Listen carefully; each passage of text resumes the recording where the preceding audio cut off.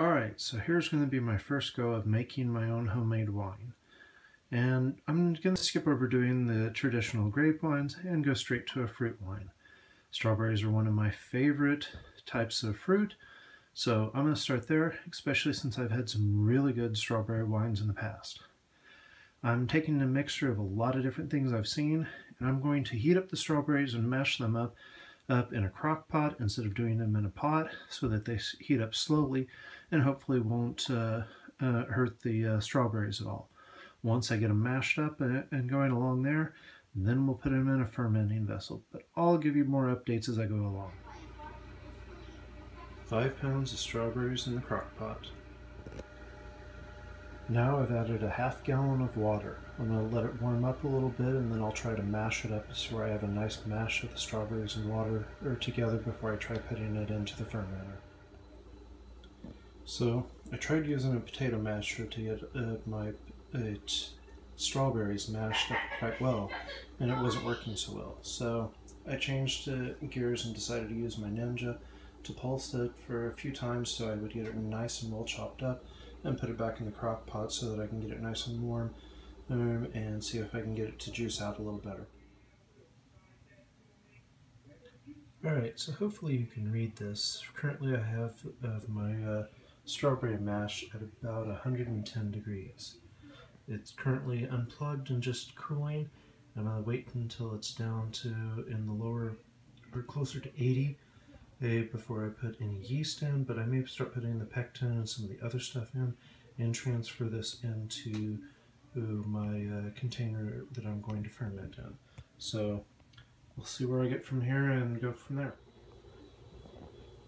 Alright, now I've transferred everything from the crock pot into the fermenter and then took 2 cups of filtered water, washed out the crock pot and dumped the 2 more cups of water into the fermenter. Hopefully that'll leave me enough water and juice so that I'll have close to a gallon when I rack it into a secondary in a week.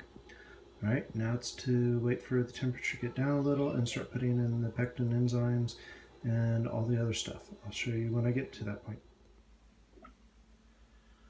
Alright, so at this point I have added 1 teaspoon of yeast nutrient, a 1/4 teaspoon of acid blend, half a teaspoon of wine tannin, and a half a teaspoon of pectic enzyme that'll help break down all the berries and everything that are in there and get more of the juices out.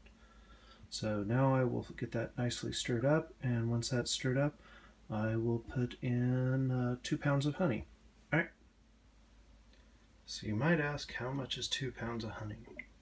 That's a good question. I know that the container I've got has about 2.5 pounds of honey in it, I believe, and based on the scale there's 2.8 pounds on top of the scale right now.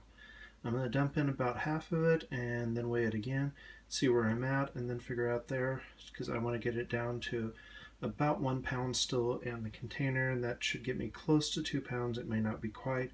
If I can get close to 0.8, then I'm really close to 2 pounds, but anywhere from 1 pound to 2 pounds of honey is about right for wine, from what I understand. Hopefully you can see the scale. I've got it down to about 10 ounces of honey left in there, so that means I got out at almost 2 pounds, which is close enough for me. So now I will stir and get that all nicely stirred in.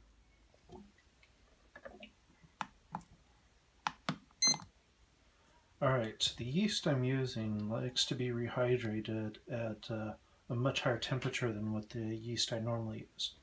I've currently got my mash at about 90 degrees, as you can see on my thermometer here, if the light will stay on.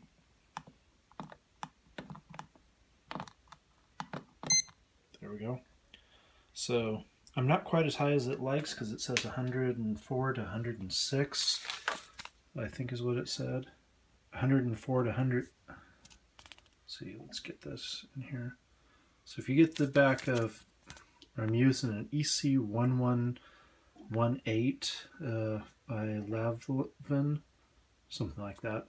So that's what I'm going to try for this one. And it says it likes a little warmer to be rehydrated at. Most of these I don't even rehydrate them other than just putting them straight into the bottle, so they're at room temperature. But I know for wines a lot of times I recommend getting closer to the a little higher temperature to rehydrate. So that's what we're going to try for this. Because the EC-1118 is cheap enough, I'm going to just put a whole packet of the yeast in there and then stir the mash up really good.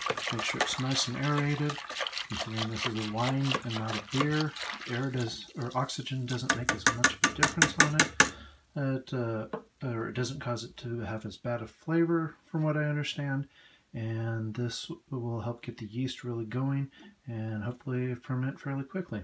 Alright, I'll bottle it up and it should be ready to start fermenting. Alright, so you can see that the lid is on, and I have my aerator into the hole that was in the top of the cap. Into the aerator, I am going to pour in some vodka. Up until about the line on there, and that should be good. I've looked at all the different ways that people do it, and some use water, some use the star sand stuff, the sanitizer, some use vodka or other types of clear grain alcohol.